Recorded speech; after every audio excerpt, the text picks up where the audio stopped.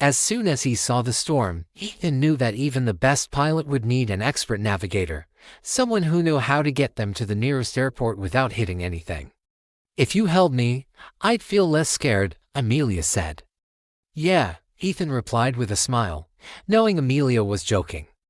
This made him feel a little better. "I know I've already said it, but I mean it." They were sitting in the last row of seats. Amelia looked good, wearing one of those short, sophisticated dresses. She always looked great. She also had a pair of red earrings that matched her shoes. "Storms have always made me nervous," she said.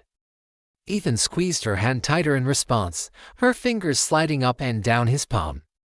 Ethan had no idea what he was supposed to do, but it felt nice. It didn't take long for them to reach Denver and find a hotel. In New Mexico, they looked to see if they could find any information about the mysterious man. He was known as the Raven and wrote mostly about the supernatural. There were several books about him, but none were serious, just made-up stories. No one had ever provided proof of meeting the mysterious writer. He lived alone and was rarely seen.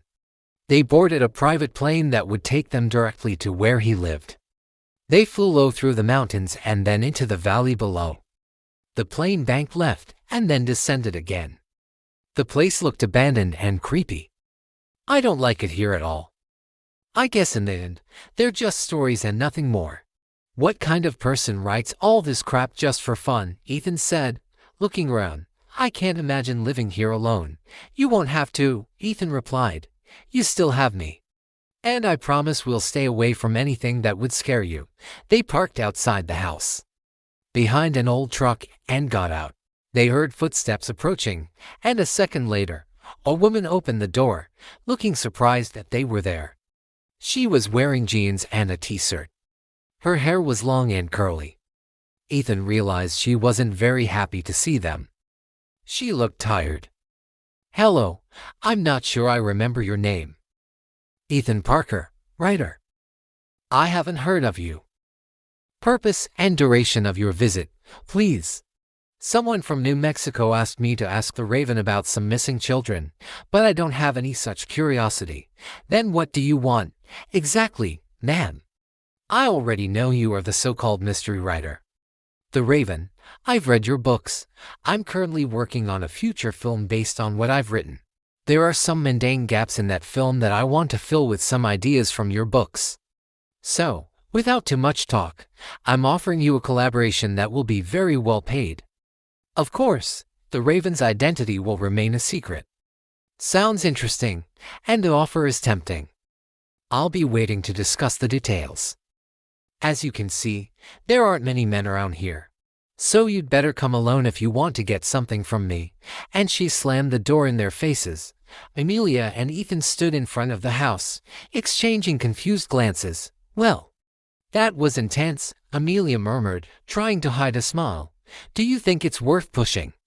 "She seems pretty distrustful." "If she's who I think she is, then yes, it's worth it," Ethan replied, looking thoughtfully at his hands. "But going back alone, I'm not crazy about that idea." Amelia crossed her arms. Looking at the house, the air was cold, and the wind began to blow harder, making the trees rustle ominously. "Ethan, this place is like a horror movie set. And let's not forget we're talking about a supernatural writer who's hiding her identity. Is it just a story? Or do you think there's something more hiding behind it?" Ethan sighed, trying to mask his doubts. "I don't know, but if there's a chance to collaborate with the Raven, I can't miss it. Let's go back to the hotel. I need to think of a plan." That night at the hotel, Ethan and Amelia analyzed the information from the Raven's books. Ethan had a journal open on the desk, filled with notes.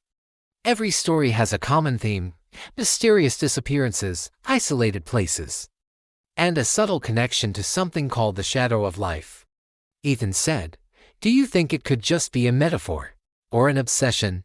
Amelia suggested. "But what worries me is that none of the stories has a clear conclusion. The endings are always ambiguous." "Exactly. And that's what I want to find out. Who or what is the shadow of life?" Back in New York, they had a hard time saying goodbye. Ethan told her about the situation in Picnic and asked Amelia to try to find out something about Sofia Rodrigo. I know journalists have their ears to the ground here and there, Ethan said. You know it. I promise I'll do my best to hear something. Will you call me for anything other than the Picnic case? Amelia asked. I think so. Thanks, Amelia, for spending time with me.